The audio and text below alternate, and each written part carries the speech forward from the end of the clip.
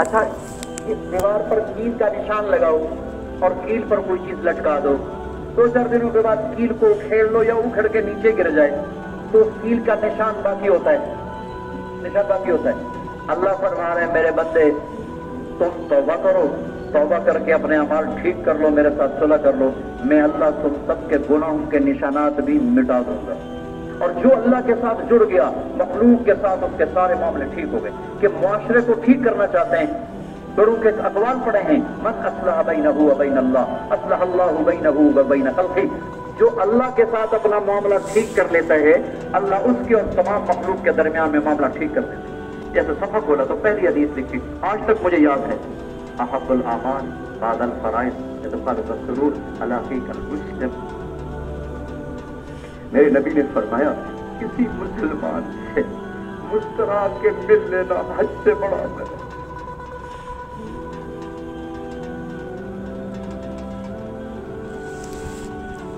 معاذ بن جبل رضی اللہ عنہ امیر ہیں علماء کے، اور میرے تمام کائنات کے علماء کے امیر، قیامت کے دن ان کے جھنڈے کے سائے میں علماء جمع ہوں گے۔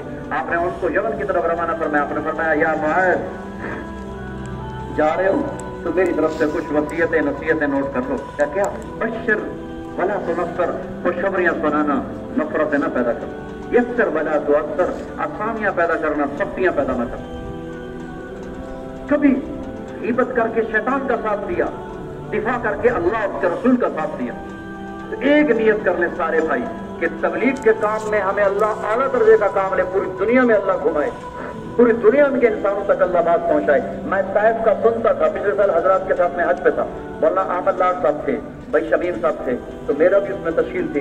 طائف میں جا کے جب میرا عربی میں بیان تھا اس وقت مجھے بات سمجھ میں آئی کہ میں نیت کی تھی میں غیبت نہیں سنوں گا، نہیں کروں گا، تو اللہ نے غیبت نہ سننے نہ کرنے کی وجہ سے ساری دنیا تک بات پہنچائی۔